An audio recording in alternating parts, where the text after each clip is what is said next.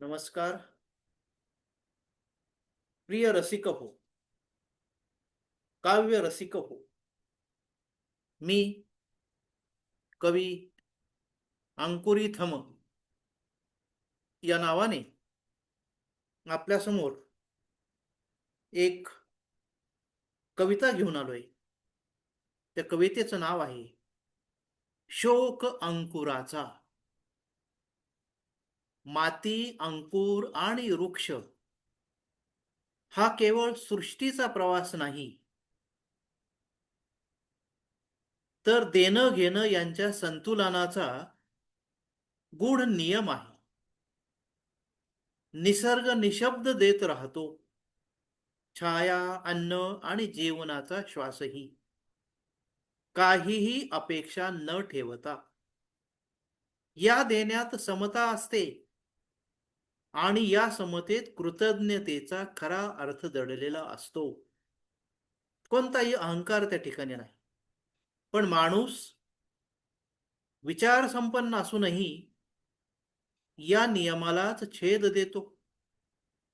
ज्याच्या आधारावर तो उभा आहे त्याच मुळावर तो वार करतो.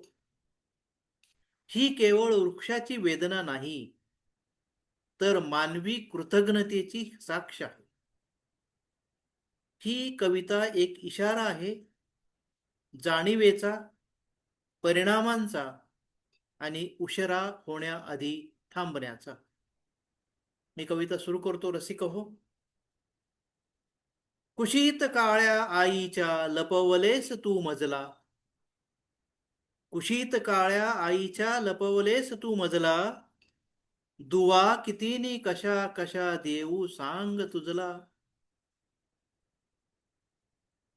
बी लावलंय, बी पेरलंय आणि त्या एका कृतीबद्दल ते बी म्हणतंय, मी तुला किती दुवा देऊ, किती आशीर्वाद देऊ, किती आणि कशा प्रकारे देऊ, हे सांग तू मजला.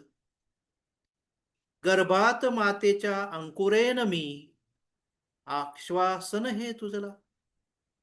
विनंती आहे एक, हाक देत जा माझ्या तृष्णेला. बी सुद्धा किती आश्वासक आहे ते बघा. गर्भात मातेच्या अंकुरेन मी आश्वासन हे तुझला.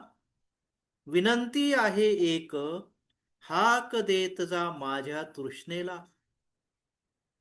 आश्वासन देत असताना विनंतीही करतोय. कशा प्रकारची ही प्रवृत्ती आहे याच्याकडे आपण अतिशय डोळसपणे पाहिलं पाहिजे.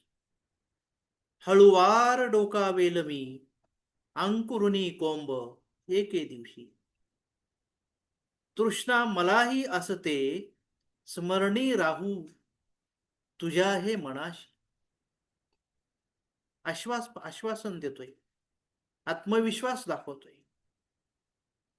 दिसा माझी वाढता संगोपन करशील बाळावानी. नाजूक मोहक रूप माझे फुलवतील तुझी गाणी. आपण बाळाप्रमाणे सांभाळतो, लहान मुलासारखं सांभाळतो झाडांना आणि त्यातून आपल्याला एक वेगळ्या प्रकारचा आनंद मिळतो. वाढत वाढत खुलेल डेरेदार रूप माझे यौवनात. फळा फुलांनी सजलेले घे विसावा माझ्या छायेत. झाड आपल्याला बोलवतंय, माझ्या छायेमध्ये येऊन तू विसावा घे. ऊन वारा असो की असो, वादळ पाऊस गारांचा. संरक्षणात समता हा संदेश देई आम्ही कृतज्ञतेचा. ज्याने रोप लावलंय, ज्याने बी पेरलंय, ज्याने पाणी दिलंय, ज्याने संगोपन केलंय, त्याला तर आम्ही संरक्षणाची खात्री देतोच देतो. त्याला तर आम्ही छाया देण्याची खात्री देतोच देतो. त्याला सुद्धा फळं फुलं चाकण्याची ग्वाही आम्ही देतोच देतो. पण ज्यांनी याच्यातलं काहीही केलं नाही त्यांना सुद्धा आम्ही भरभरून देतो, कारण आम्ही संरक्षणेचा संरक्षणात समता हा संदेश देई आम्ही कृतज्ञतेचा. समता आणि कृतज्ञता या दोन्हीचं मिलाप या ठिकाणी झालेला आपल्याला पाहायला मिळतो. जाता दशके नि दशके, वर्षानुवर्ष पुढे निघून गेले. जाता दशके नि शतके, पारंब्यानी खोलवर मुळे, ताठकना उभा मी, शतकानुशतके तुझ्याच मुळे. वर्षानुवर्ष शतकोनुशतके गेले तरी सुद्धा त्या बीला आणि त्या बी पासून झालेल्या विशाल वृक्षाला याची जाणीव आहे की आपण इथे कोणामुळे उभे आहोत. ही खरी कृतज्ञता. पण एके दिवशी पण एके दिवशी तुझा बंधूच होईल माझा वैरी, निर्दयी मनानी कुऱ्हाडीचे घाव घाली माझ्यावरी. आम्ही कृतज्ञता ही क्षणाक्षणाला पाळतो. कृतज्ञता आमचा स्थायी भाव आहे. परंतु माणूस म्हणून तुम्ही काय करता? पण एके दिवशी तुझा बंधूच होईल माझा वैरी, निर्दयी मनांनी कुऱ्हाडीचे घाव घाली माझ्यावरी. कृतज्ञतेस उत्तर तूच द्यावे, माणसा कृतज्ञ होऊनी. परिणामांची तुला कधीतरी होईल का रे बोचणी. एकीकडे कृतज्ञता आहे, दुसरीकडे कृतज्ञता आहे, आणि हे दोघांचं द्वंद्व म्हणलं तरी चालणार.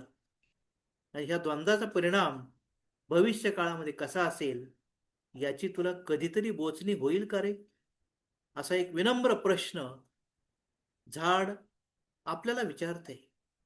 आणि आपल्याला त्याच्यावरती विचार करून खरं म्हणलं तर उत्तर द्यायची वेळ आलेली आहे की माझी पुढची दिशा कशी असेल, मी वृक्षाकडे कशा दृष्टीने पाहिल, याचं उत्तर देण्याची आणि कृतीची भविष्य काळामध्ये गरज आहे असं मला वाटतं. निसर्ग संवर्धन, वृक्षांचं संवर्धन याकडे आपण प्रामुख्याने जाणीवपूर्वक लक्ष दिलं पाहिजे. ही काळाची गरज आहे.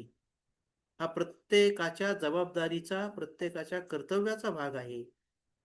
आणि वेगवेगळ्या पद्धतीने आपल्याला जमेल त्या पद्धतीने, आपल्याला झेपेल त्या पद्धतीने आपण या राष्ट्रीय कार्यात किंबहुना या जागतिक कार्यात आपण सहभाग नोंदवला पाहिजे. आणि कुठल्या ना कुठल्या माध्यमातून वृक्षांचं संरक्षण होईल, निसर्गाचं संरक्षण होईल, याकडे आपण लक्ष दिलं पाहिजे. एवढी एक माफक विनंती करून मी माझ्या कवितेला विराम देतो. धन्यवाद.